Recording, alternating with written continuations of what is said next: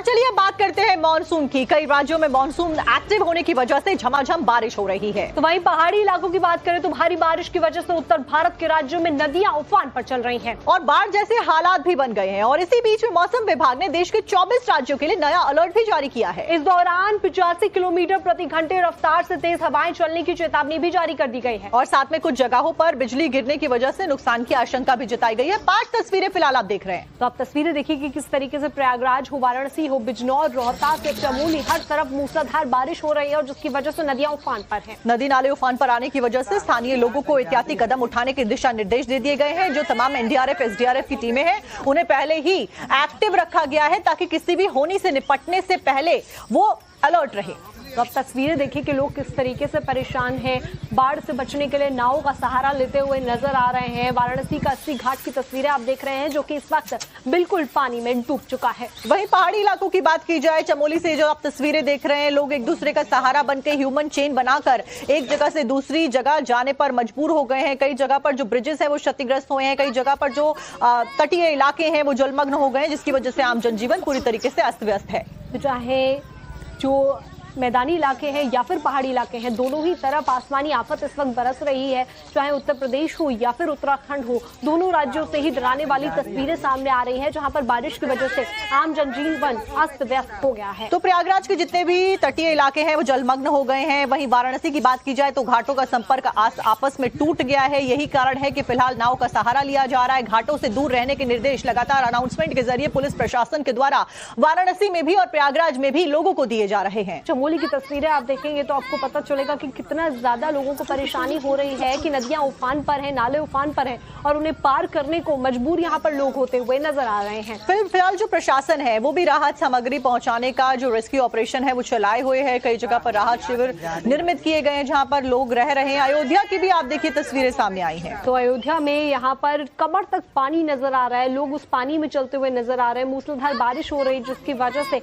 लोग बहुत परेशान हैं। तो यूपी हो, एमपी हो या फिर उत्तराखंड हो, हिमाचल प्रदेश हो, हर जगह पर कुछ ऐसी तस्वीरें फिलहाल देखने को मिल रही हैं जहां पर पानी की वजह से, प्रहार की वजह से लोग परेशान हैं। चाहे राजधानी दिल्ली हो, राजधानी दिल्ली में भी बीती शाम से मूसलाधार बारिश हो रही है। हालांकि जो तस्वीरें हम आपको दिखा रहे हैं अयोध्या से सामने आई हैं।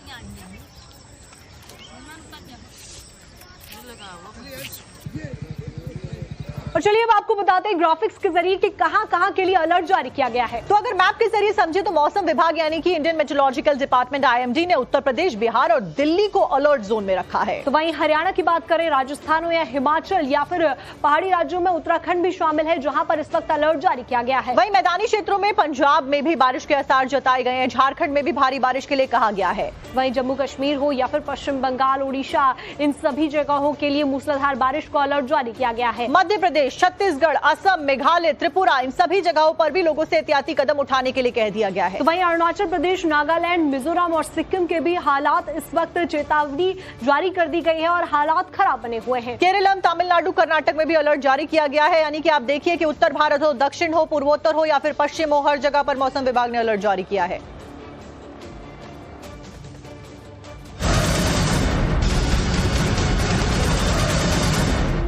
और इस सब के बीच में एक बड़ी खबर, मसूरी में भूस्खलन की चपेट में एक मकान आ गया है। हादसे में किसी तरह का कोई नुकसान हालांकि नहीं हुआ है। तस्वीरें सामने आई हैं ये मसूरी से। तो मसूरी से आई है तस्वीरें आप देखिए कि किस तरीके से जो मकान है वो यहाँ पर बिल्कुल नीचे ढह गया है। लगातार बारिश हो रही है और इसी की वजह से जो मकान थोड़े भी कमजोर हैं वो ढहते हुए नजर आ रहे हैं। तो आप देखिए पिछले महीने मसूरी में बड़ा लैंडस्लाइड हुआ था जिसकी वजह से सड़क का एक पूरा हिस्सा जो मसूरी और देहरादून को जोड़ता था वो क्षतिग्रस्त हो गया था, जहां पर पैचवर्क चलाया गया। अभी वो हिस्सा ठीक ही हुआ था कि उसके बाद फिर से सड़क ढहने की खबर मसूरी से मिली और अब फिलहाल ये मकान ढहने की तस्वीरें भी मसूरी से सामने आ गई हैं। तो अब देखिए कि किस तरीके से मकान यहाँ पर ताश के पत्तों की तरह से धराशाही हो जा रहा है, ढह जा रहा है पूरी तरीके से। जो लोग हैं उनको वक्त रहते बाहर निकाल लिया गया था और इसीलिए गनीमत रही कि कोई भी इसमें हताहत नहीं हुआ। और देखिए उत्तराखंड का मसूरी टूरिस्ट डेस्टिनेशन होने की वजह से एक मशहूर स्पॉट है। लोगों का हजारों की संख्या में यहाँ पर आना जाना होता है, इसलिए प्रशासन के द्वारा अलर्ट पहले ही जारी कर दिया गया है।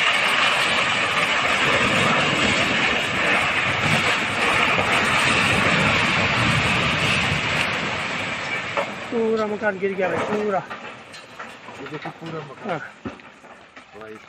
पूरा मकान जड़ से चला गया।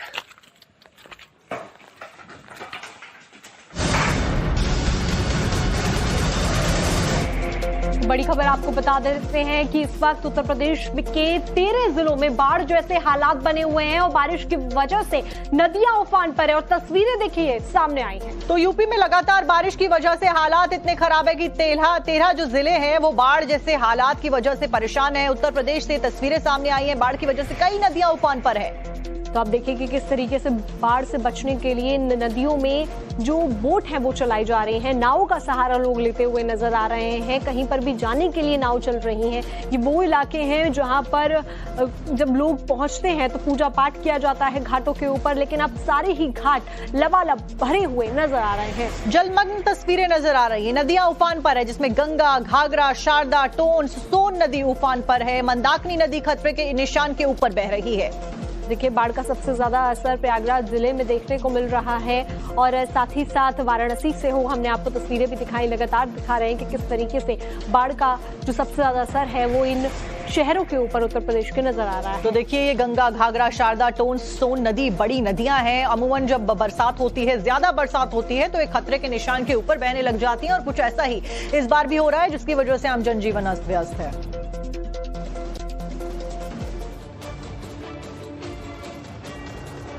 और इस वक्त की बड़ी खबर उत्तर प्रदेश के रायबरेली से सामने आ रही है जहां पर जलभराव की वजह से गांव के सैकड़ों लोग घरों में कैद हो गए। देखिए रायबरेली में बाढ़ का सितम देखने को मिल रहा है। बारिश से लोग परेशान हैं, जलभराव से गांव के सैकड़ों लोग अपने घरों में कैद हो गए हैं। सैकड़ों बीघे धान की फसल जलमग्न हो गई है, नुकसान काफी ज्यादा हुआ है। जिम्मेदार अधिकारी तक गांव के दौरे पर नहीं गए। आप देखिए तो आलम यह है कि पूरा गांव बारिश की वजह से टापू में तब्दील हो गया है। आलम यह है कि बच्चे स्कूल तक नहीं जा पा रहे हैं। अब गांव के बीमार लोगों को चारपाई पर बिठाकर गांव से बाहर निकाला जा रहा है। ग्रामीणों ने जिला प्रशासन से मदद की गुहार भी लगाई है। तो ये रायबरेली का एक गाँव है और यहाँ पर तस्वीरें आप देखिए कि लोग बहुत ज्यादा परेशान है क्योंकि लगातार बारिश हो रही है जिसकी वजह से सड़कें जलमग्न नजर आ रही हैं। तो खेतों के पास में जो कच्चा रास्ता है पूरा पानी में भर चुका है, जलमग्न हो गया है। लोग डंडों के सहारे और अलग अलग अपनी साइकिल्स के सहारे बाहर निकलते हुए नजर आ रहे हैं। पानी की बहुत दिक्कत है, हमारे गांव में बाढ़ आ चुकी है। यहाँ प्रशासन कोई मदद नहीं दे रहा। क्या कहता है? प्रशासन आता है हिमापुर से लौट जाता है, यार कोई नहीं आया। कोई नहीं आया यहाँ। कब से है पानी? ये पानी 18 तारीख से है। फसलें कितनी डूबी होंगी? फसलें कम से कम कई एकड़ में डूब गई। हम चाहते हैं कि प्रशासन आए यहाँ देखे, कुछ हमारी सुविधा कराई जाए क्योंकि दवा पानी जाने आने में बड़ी दिक्कत होती है। कैसे जाते हैं? लेटरिन बाथरूम के लिए दिक्कत होती है। हम लोग अगर कोई बीमार होता है तो चारपाई पे लाद के लेके जाते हैं उसे 4 लोग। आने जाने में दिक्कत है, इतनी बारिश हो गई है, इतना पानी भरा, हम लोगों को बहुत दिक्कत है। स्कूल जाने में भी दिक्कत है, कोई सामान लाना होता है उसमें भी दिक्कत। हमारे गांव में एक भी दुकान नहीं, हम लोग हिमापुर जाते हैं लाने इतने पानी में। बाढ़ आ गई, सब घरों में पानी चला गया, सब फसल बह गई है, सब लेटरिन की सबसे दिक्कत लेटरिन की है। कोई बीमार होगा तो दिक्कत है। कैसे ले क्या करें? जेब कैसे ले जाते? चारपाई पे ले जाते हो, कैसे ले जाए? तो क्या हुआ, क्या समस्या आ रही? सरकार आए कि देखे तो आए कि क्या हो रहा है क्या नहीं हो रहा। प्रशासन आता हुआ है हिमापुर से वापस चला जाता है। वाराणसी में बाढ़ का खतरा और ज्यादा गहरा हो गया है। अब गंगा वार्निंग लेवल के करीब में पहुंच गई है। इसका असर अब साफ तौर पर देखने को भी मिल रहा है। 80 घाट पूरी तरीके से पानी की आगोश में आ चुका है। घाट की सीढ़ियों के साथ सुबह बनारस के ऐतिहासिक मंच पूरी तरीके से डूब गए हैं। तो आप देखिए ये ऐतिहासिक मंच, अगर आप बनारस गए हैं तो आपने जरूर देखा होगा। सुबह बनारस यहाँ सुबह सुबह योग होता है, भजन कीर्तन होता है, लेकिन फिलहाल ये पूरा इलाका, पूरा 80 घाट, यहीं पे गंगा आरती भी होती है, ये पूरा जलमग्न नजर आ रहा है। इसके अलावा आरती के चबूतरे और अन्य मुख्य स्थलों का भी यही हाल नजर आ रहा है। तस्वीरें आप देखिए कि वाराणसी का 80 घाट हो या फिर नमो घाट हो, सभी जलमग्न होते हुए नजर आ रहे हैं। तो आप देखिए 1 से 2 महीने पहले की तस्वीर यहाँ कुछ और नजर आ रही थी, जब यहाँ पर रोज की तरह आरती होती थी और सुबह लोग योग करने के लिए जो चबूतरा आपको नजर आ रहा है यहाँ पर बैठते थे, भजन कीर्तन यहीं पर होता है। सुबह बनारस इस जगह को कहा जाता है, लेकिन फिलहाल ये 80 घाट पूरा जलमग्न नजर आ रहा है। तो अब देखिए तस्वीरें सामने आई हैं जहां पर पूरी तरीके से जलमग्न ये घाट हो गए हैं। लोग यहाँ पर आरती के लिए, पूजन के लिए, योग करने के लिए सुबह सुबह जुटते हैं। साथ ही शाम को यहाँ पर बनारस की प्रसिद्ध आरती भी होती है, लेकिन अभी जलमग्न ये पूरे घाट नजर आ रहे हैं। और देखिए यही कारण है कि जो प्रशासन है, जो अलर्ट है वो जारी कर दिया गया है प्रशासन के द्वारा कि लोग घाटों का रुख ना करें, घाटों के पास में ना जाएं, क्योंकि गंगा अपने रौद्र रूप में बह रही है फिलहाल। वाराणसी में मां गंगा का रौद्र रूप देखने को मिल रहा है। गंगा की लहरें अब लोगों को डराने लगी हैं। हर गुजरते पल के साथ जो बाढ़ की विभीषिका है वो और बढ़ती जा रही है। फिलहाल तस्वीरें आपको हम जो दिखा रहे हैं वो वाराणसी के 80 घाट की है और ये पूरा जो घाट है वो इस वक्त पानी के आगोश में जा चुका है। चाहे सुबह बनारस का मंच हो या फिर जो आरती स्थल हो, ये सब कुछ पानी के आगोश में जा चुका है। सामने आप ये देखिए कि इन्हीं चबूतरों पर आरती होती है, लेकिन अब पूरा का पूरा चबूतरा है वो लगभग पानी में डूब चुका है और बच्चे वहां पर बाकायदे खेल रहे हैं, तैर रहे हैं। दूसरी तरफ अगर तस्वीर दिखाने की हम कोशिश करें तो आप ये देखिए, ये दाहिने तरफ सुबह बनारस का मंच है। यहाँ पर धार्मिक और जो सांस्कृतिक कार्यक्रम है उसका आयोजन किया जाता है, लेकिन ये जो मंच है यहाँ पर अब इस वक्त नाव चल रही है। यानी आप ये समझिए कि बाढ़ के ऊपरी इलाकों में, ऊपरी जो स्तर है वहां पर किस तरीके से नाव चलने की स्थिति आ गई है।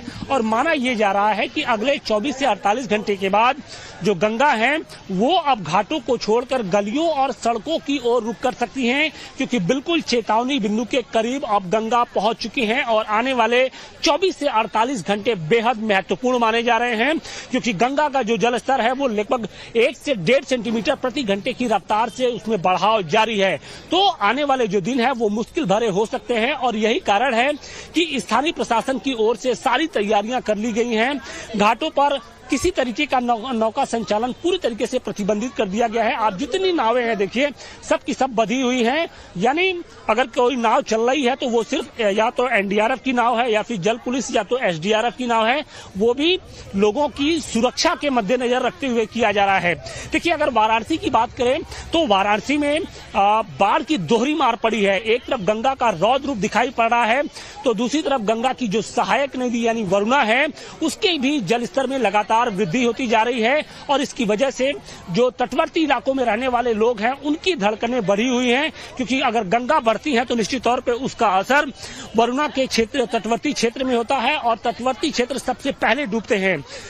लेकिन अब देखना यह है कि क्या गंगा के जलस्तर में इसी तरीके से बढ़ाव जारी रहता है या फिर उसमें कुछ कमी देखने को मिलती है। कुछ लोग आए हैं यहाँ पर बाकायदे तैराकी भी कर रहे हैं, स्नान भी कर रहे हैं।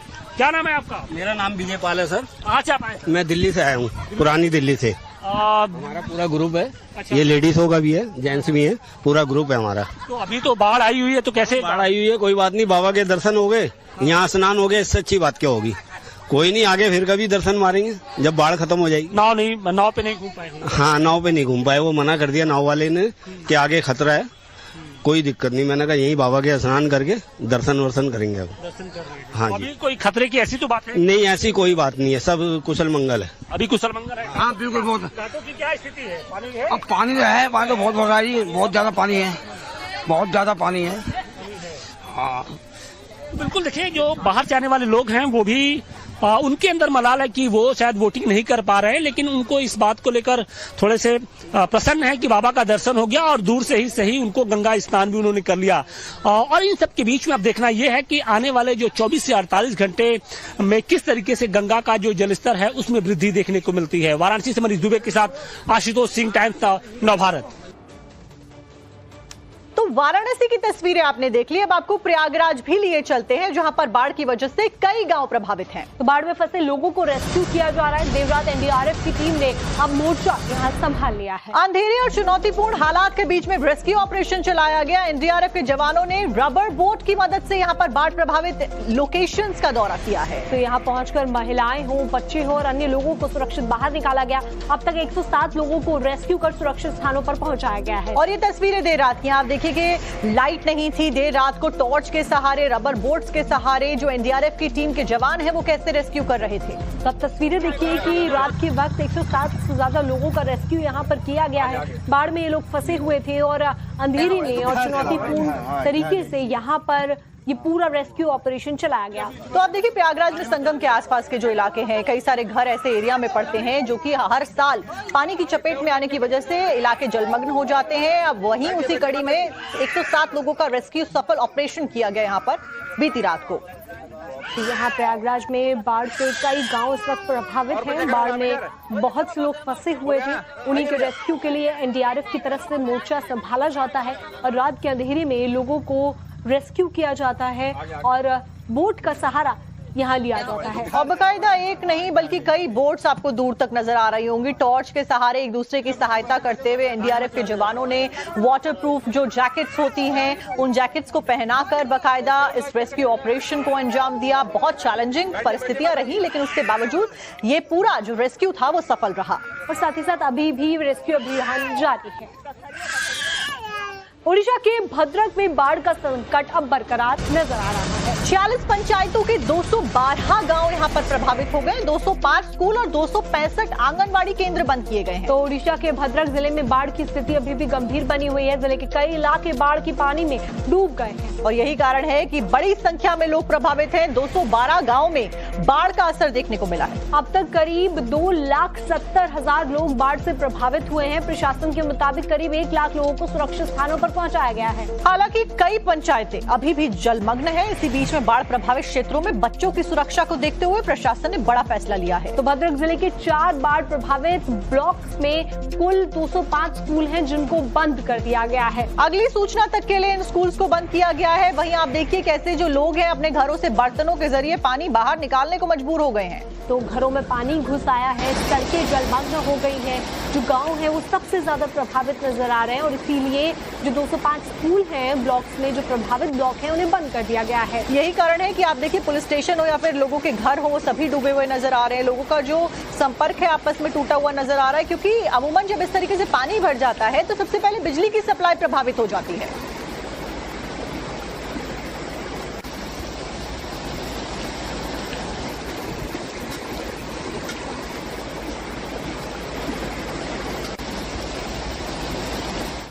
ओडिशा के भद्रक में महिला का रेस्क्यू ऑपरेशन किया गया। आशा वर्कर ने बुजुर्ग का रेस्क्यू यहां पर किया है। तो बाढ़ के कारण घर में ये बुजुर्ग फंस गई थी और आप तस्वीरें देखिए जो सामने आई हैं कि किस तरीके से भद्रक में महिला का रेस्क्यू यहां किया गया है। तो उत्तर भारत हो, दक्षिण भारत हो, पूर्वोत्तर हो या फिर अन्य जगहें हो, वहां पर इसी तरीके से आप देखिए रेस्क्यू ऑपरेशन चलाए जा रहे हैं। तो अपने लोग अपनों को बचाते हुए नजर आ रहे हैं। यहाँ से जो तस्वीर आई है वो एक आशा वर्कर की तस्वीर है जो एक बाढ़ में फंसी बुजुर्ग महिला को गोद में उठाते हुए पानी के बीच से जाती हुई नजर आ रही है।